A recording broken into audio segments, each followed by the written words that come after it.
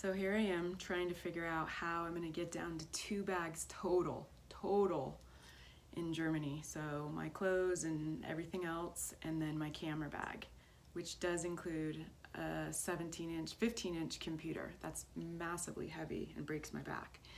So I'm starting off with this bag that my good friend Pat Farrington gave me. It's a low pro satchel and very different from what I usually wear. I like to distribute weight evenly, and this will be on one side of me for a long periods of time. So I gotta work on these muscles here.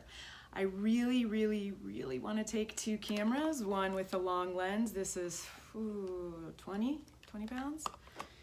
And this one with a 35 to 70, that's 20 pounds too, no, I'm not sure.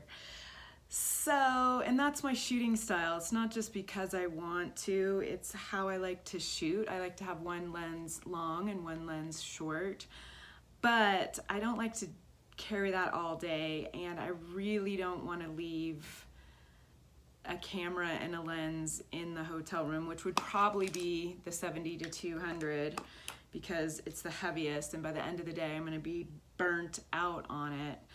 So I'm trying to make this fit all the camera gear as well as my essentials for the day. This is maybe going to be the day bag.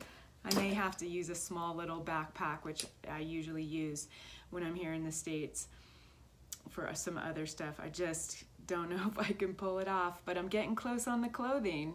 I think I may be able to pull that off to one suitcase. Now, mind you, there's a good percentage of Rafiki suitcase that is full of things that are gonna stay in Germany. So yeah, but we'll fill that with lots of goodies, mostly chocolate, I'm sure. Well, stay tuned, I'll keep you posted. Bye.